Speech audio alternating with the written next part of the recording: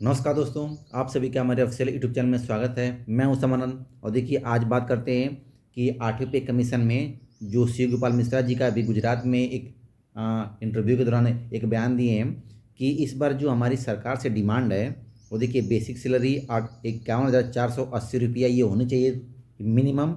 और जो जितने भी रेलवे के अधिकांश एम्प्लॉय हैं सभी को रिस्क अलाउंस मिलना चाहिए। और जो यूपीएस में 2-3 सुधार होने हैं जिसको आप लोग ओपीएस करें कि ओपीएस लागू हो, तो देखिए उनका ये क्या नाम था कि यूपीएस में जो ओपीएस के जो बात इसमें नहीं है उसके लिए सुधार की हम लोग डिमांड करते हैं। और देखिए इनका एक का नाम और भी है कि इस बार देखिए ये लोग हर बेर सरकार से जो डिमांड करते हैं वो डिमांड इनकी पूरी कभी नहीं होती। आप लोग जानते भी होंगे कि देखिए कुछ तो इनकी मांग होती है जो पूरी होती है और अधिकांश मांग इन लोगों की पूरी नहीं होती है। तो देखिए इनका ये क्या नाम था, अभी आप लोग को पूरा वीडियो भी सुनाएंगे और आप लोग पूरा ध्यान से देखेंगे ना कि इन्होंने क्या क्या कहा है। अब देखिए बात करते हैं ना कि इन लोगों ने ये कहा ना कि इस बार जो सरकार को हमारी सभी मांगें माननी पड़ेगी। और देखिए ऐसा क्यों होता है कि देखिए स्टाफ साइड की बात करेंगे तो देखिए ये लोग हर चीज़ की डिमांड अपना रखते हैं लेकिन सरकार कभी उस पर सही से फॉलो उसको नहीं करती है। देखिए जैसे यदि आप लोग 7वें पे कमीशन देखे होंगे तो देखिए इन्हीं का जो बयान है कुछ में ये कहा गया था कि हम लोग जो सैलरी थी वो उसको 20,000 रुपया किए थे मिनिमम। हम लोग का डिमांड था 20,000 रुपया, लेकिन सरकार उसको कितना की तो 18,000 रुपया की। ठीक है, तो ये डिमांड हम लोग की उस समय भी नहीं लागू की गई थी। और देखिए यदि बात करते हैं यूपीएस की तो देखिए इनमें इनका हर जगह बयान आप लोग सुने भी होंगे कि इसमें ये बताते हैं कि हम लोग जो डिमांड किए थे वो देखिए हम लोग का 20 साल का था कि 20 साल के बाद एम्प्लॉय को पेंशन मिलेगा, लेकिन सरकार इसको 35 साल करने वाली थी। लेकिन उसको हम लोग सरकार से डिमांड करने के बाद उसको 25 साल के बाद किएगा कि नहीं, जो भी एम्प्लॉय 25 साल के अगर सर्विस अगर पूरी कर लेता तो उसको पेंशन मिलना शुरू होगा। और देखिए इसी में 2-3 डिमांड इनका और भी जो इसमें जो आपका फीडबैक फैक्टर ये लोग दिए थे कि इतना होना चाहिए वो 3.16 का था, लेकिन सरकार उसको 2.57 को लेकर आई थी। तो देखिए इन लोगों का इस बार का ये क्या नाम है ना कि जब तक सरकार 8वें पे कमीशन में, ठीक है, और देखिए 8वें पे कमीशन में जब तक सरकार फीडबैक फैक्टर देखिए 2.86 का अगर नहीं देती है तो हम लोग उससे कम पर तो हम लोग मानेंगे ही नहीं। और देखिए इन लोग का डिमांड है कि इससे कम पर हम लोग राजी ही नहीं होंगे। तो देखिए अगर अब आगे क्या होगा क्या नहीं होगा, सरकार क्या करेगी, ये तो देखिए बात की बात है। लेकिन जो इन लोग का बयान है उसको हम लोग ध्यान से देखिए सुनाते हैं कि देखिए ये क्या क्या देखिए ये लोग जो डिमांड किए हैं और ये लोग किस बात पर अपने अड़िग हैं उसको ध्यान से लोग सुनिए। ठीक है, आप तमाम साथियों से कह रहे हैं इसमें 10% का सवाल है। अभी 1/6 जो है वो आपको इसका मिलने का काम हुआ है। 1/10 6 महीने की तनख्वाह बनती है करीब। कुछ नहीं देने वाले थे, कह रहे थे नहीं देंगे। अरे हमने कहा क्या करते हो, गजब हो जाएगा। रिटायरमेंट के समय आदमी घर जाता है खाली हाथ जाएगा तो घर में तो मातम हो जाएगा। घर में बुआ ताया मौसी दादी अम्मा दामाद लड़की हर कोई सोचता है कि आज भैया रिटायर हो रहा है, जरूर शाम को आएगा कुछ न कुछ तो लाएगा ही, हमको भी कुछ गिफ्ट मिलेगी। और सबसे ज्यादा तो दिमाग दोस्तों का खराब होता है उस दिन कि आज बढ़िया से फर्स्ट क्लास पार्टी होगी।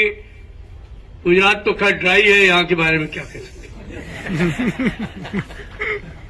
लेकिन दूसरी जगहों पर लोग बड़े खुश होते हैं कि आज बहुत बढ़िया वाली पार्टी होगी।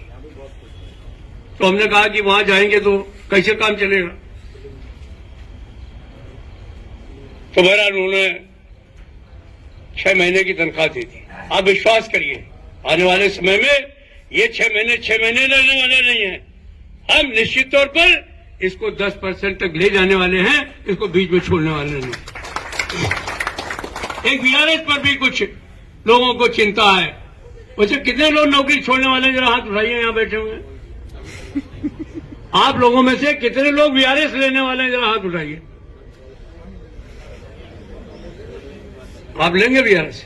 एक आदमी है इतने आदमियों में जिसको वीआरएस लेनी है, लेकिन हमको उसकी भी चिंता है। हमको एक आदमी की भी चिंता है। हम आपको विश्वास दिलाते हैं कि जिस दिन आप रिटायर होंगे, आपको पेंशन के 25 वर्ष पूरे होने के बाद आपको पूरे के पूरे पैसे बिना 60 वर्ष इंतजार किए हुए आपके खाते में डलवाएंगे। ये भी हम आपको विश्वास दें,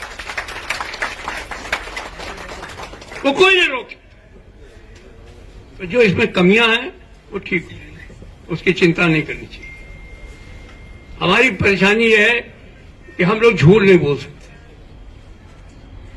जो बातें यहां करते हैं वही वहां करेंगे, वही जहां भी बात होगी वहां करेंगे। बहुत सारे लोग हैं जो झूठे लेना, झूठे देना, झूठे बोली, झूठ चबेना, तो हमेशा उसी में लगे रहते हैं।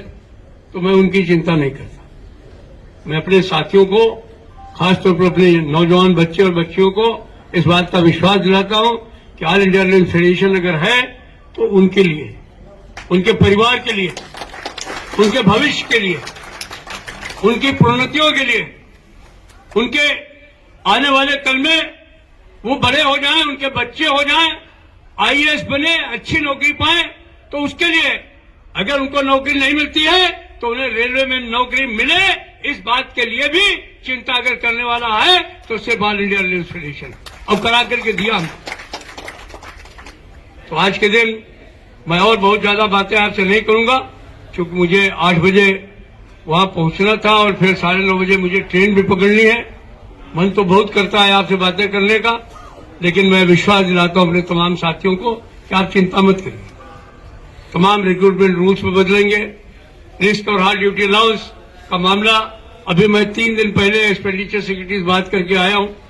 दिक्कतें हैं लेकिन उसको निकलवाऊंगा, और वो खाली अकेले किसी एक कैडर के लिए नहीं होगा, सारे कैडर के लिए होगा। टीआरडी के लिए होगा, एसएलटी के लिए होगा, रनिंग के लिए होगा, मैकेनिकल के लिए होगा, इलेक्ट्रिकल के लिए होगा, हर कैडर के लिए रिस्क और हाई ड्यूटी अलाउंस आने का काम होगा। पॉइंट्समैन को 4 ग्रेड स्ट्रक्चर भी मिलेगा, ये भी मैं उनको बताना चाहता हूं। आने वाले समय में कैडर स्ट्रक्चरिंग आने वाली है, उसमें प्रयास करूंगा कि हमारे ट्रैकमैन साथियों को, हमारे पॉइंट्समैन को निश्चित तौर पर 2800 के बजाय 4200 का ग्रेड पे मिले, और जो मास्टर ड्राफ्ट्समैन है वो सीधे तौर पर 4600 में जाए, इसका भी प्रयास करूंगा।